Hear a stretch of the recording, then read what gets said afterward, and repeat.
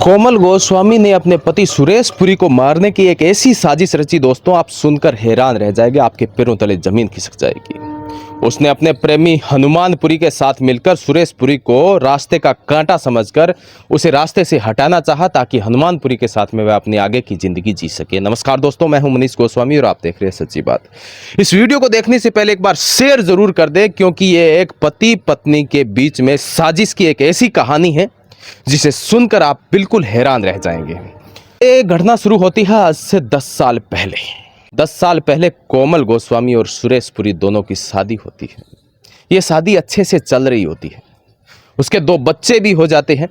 सुरेश बालोतरा जिले के सिवाना का रहने वाला है। सिवाना में उसकी ई-मित्र की दुकान है और वह स्टाम्प वेंडर भी है। सुरेश पुरी अपनी जिंदगी अच्छे से जी रहा था, अच्छे से कट रही थी। वह ई-मित्र पर रोजाना जाया करता था और अपने परिवार का पालन पोषण किया करता था। कोमल भी उससे प्यार करती थी, 2 बच्चे भी हुए। उसके बाद आज से 2 साल पहले एक ऐसा काला अध्याय शुरू हुआ कि उनकी जिंदगी तहस नहस हो गई। उस काले अध्याय में एक कलंक साबित हुआ हनुमानपुरी। हनुमानपुरी उनकी जिंदगी में एक ऐसा इंसान आया कि उनकी पूरी जिंदगी तहस नहस हो गई। कोमल का हनुमानपुरी के साथ में अफेयर चलने लगा, वह उसके साथ में प्यार करने लगी। इस चीज की भनक सुरेश पुरी को नहीं लगी। सुरेश पुरी के मन में यही था कि कोमल उसकी पत्नी और उसे प्यार करती है, लेकिन कोमल तो कहीं और गुल खिला रही थी। कोमल हनुमानपुरी के साथ में बातें भी करती थी और उससे प्यार भी करती थी, उससे मिलने भी जाया करती थी। इसके बाद दोनों ने निश्चय किया कि सुरेश पुरी उन दोनों के बीच में रोड़ा है, कांटा है, इसे हटाना पड़ेगा, तब जाके हम दोनों अच्छे से जिंदगी जी पाएंगे। कोमल को जरा भी सोचकर दया नहीं आई कि सुरेश पुरी उसका पति है, उसने उसके साथ में 10 साल जीवन बिताया है, उसके 2 बच्चे भी है, लेकिन वह तो प्यार में अंधी थी। वह हनुमानपुरी के साथ में अपनी जिंदगी जीना चाहती थी। हनुमानपुरी और कोमल दोनों ने साथ में मिलकर एक साजिश रची कि सुरेश पुरी को मारा जाए और उसे अपने रास्ते से हटाया जाए। लेकिन मारा कैसे जाए, इसको रास्ते से कैसे हटाया जाए? कोमल को एक आइडिया दिया कि कुछ पैसों की जरूरत पड़ेगी, हम एक हत्या की सुपारी दे देते हैं, जिसकी वजह से ये रास्ते का कांटा साफ हो जाएगा, इसको मौत की नींद सुला देंगे और आगे की जिंदगी हम हंसी खुशी बिताएंगे। कोमल को भी ये आइडिया पसंद आया। कोमल ने कहा कि मेरे पास कुछ गहने हैं, हम इन गहनों को बेचकर कुछ पैसे इकट्ठे करते हैं, उसके बाद इसकी हत्या की सुपारी दे देते हैं। अब ये पूरी प्लानिंग तैयार हो चुकी थी। कोमल ने अपने गहने बेच दिए और उससे 2 लाख रुपए इकट्ठे कर लिए। 5 लाख रुपए में हत्या की सुपारी तय हुई। हनुमानपुरी, जो कि जसोल का रहने वाला है, वह अपने एक दोस्त अरविंद उर्फ देवा से मिला, जिसको सुपारी दी गई हत्या की। देवा भी जसोल का ही रहने वाला है। दोनों का सौदा 5 लाख में तय हुआ। उसके और भी कुछ साथी थे, उन साथियों ने मिलकर हत्या की साजिश रची। उसके बाद दिन आता है 25 अगस्त का। 25 अगस्त का वो दिन था जिस दिन सुरेश पुरी इस दुनिया से अलविदा कह जाता, लेकिन भगवान का शुक्र है कि वह कैसे ही बच गया। 25 अगस्त को कोमल अपने पति सुरेश पुरी को कहती है कि हम बालोतरा जाते हैं कुछ घर का सामान लाने के लिए, और कोमल अपने पति सुरेश के साथ में बाइक पर सवार होकर निकल पड़ती है बालोतरा के लिए। वह बालोतरा पहुंचते हैं, वह खरीदारी करते हैं, लेकिन इस बात का अंदेशा सुरेश को बिल्कुल भी नहीं था कि आज उसकी मौत उसके करीब है। आज उसी की पत्नी उसकी मौत की साजिश रच रही है। जिस समय वो खरीदारी कर रहे थे उस समय बड़े खुश नजर आ रहे थे। सुरेश को भी ऐसा बिल्कुल भनक तक नहीं लगी कि आज उसकी जिंदगी का अंतिम दिन भी हो सकता है।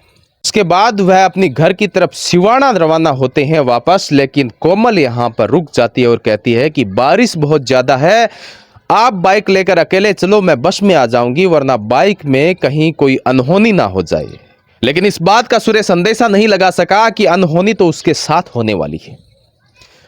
कोमल बस में सवार हो जाती है और बस में निकल जाती है सिवाना की तरफ, और सुरेश पुरी अपनी बाइक लेकर सिवाना की तरफ रवाना होता है। कोमल बस में बैठते ही हनुमानपुरी को कॉल लगा के सूचना दे देती है कि अब तुम्हारा शिकार तुम्हारे हवाले है और अब इसका शिकार करना तुम्हारे हाथ में है, इसे जान से मार दो। हनुमानपुरी भी अपनी पूरी तैयारी के साथ में था, अपने साथियों के साथ एक टवेरा गाड़ी लेकर सुरेश पुरी का पीछा करने लगा। आगे आगे सुरेश पुरी था और पीछे पीछे हनुमानपुरी टवेरा गाड़ी में अपने साथियों के साथ था। जैसे ही सुरेशपुरी चौराहे के पास ब्रह्मा जी के मंदिर के पास में पहुंचता है, तभी पीछे से हनुमानपुरी और उसके साथियों ने टवेरा गाड़ी से एक ऐसी टक्कर मारी कि सुरेशपुरी वहां से उछलकर कुछ दूरी पर जा गिरा और उसके सिर में कुछ चोटें आई।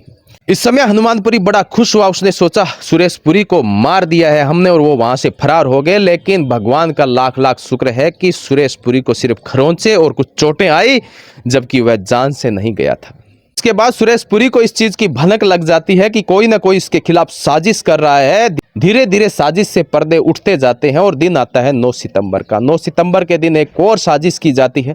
जसोल थानाधिकारी चंद्र सिंह ने बताया कि 9 अगस्त को एक सूचना मिलती है कि सुरेशपुरी की हत्या करने के लिए जसोल फांटे के ऊपर कुछ झाड़ियों के अंदर लोग बैठे हुए, घात लगाए हुए, और आज सुरेशपुरी की हत्या कर देंगे। इसी को लेकर वहां से एक पुलिस टीम रवाना होती है और जसोल फांटा के पास में झाड़ियों के अंदर जब सर्च ऑपरेशन किया जाता है तो वहां से 4 लोगों को दस्तयाब किया जाता है, जिसके अंदर हनुमानपुरी, अरविंद उर्फ देवा, अशोक कुमार और सुरेश कुमार, जो चारों के चारों जसोल के रहने वाले हैं, उन चारों को दस्तयाब किया जाता है और पुलिस स्टेशन लाया जाता है। जब उनसे गहनता से पूछताछ की जाती है तब पता चलता है कि 5 लाख रुपए में सुरेशपुरी को मारने का सौदा तय हुआ था। उसके बाद से टवेरा गाड़ी से एक बार टक्कर मारी, लेकिन वो नाकामयाब रहे, उनको मार नहीं सके। दूसरी बार 9 सितंबर को 3:30 बजे के आसपास उनका प्लान था कि सुरेशपुरी को मारा जाए, और उसके बाद में पुलिस ने टीम ने आकर उनका प्लान है वो धराशायी कर दिया और उन्हें गिरफ्तार कर लिया, और उसके साथ में कोमल गोस्वामी को भी गिरफ्तार कर लिया। दोस्तों, एक पत्नी जो अपने पति के साथ में 10 साल बिता चुकी है और एक अफेयर के चलते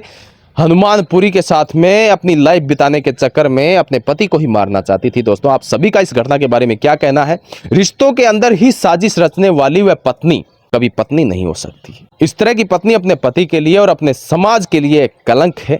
आप सभी की प्रतिक्रिया इस घटना के बारे में जरूर दीजिएगा और इस वीडियो को जितना हो सके शेयर जरूर कीजिएगा। मिलते हैं अगले वीडियो में, तब तक के लिए नमस्कार, जय हिंद, वंदे मातरम।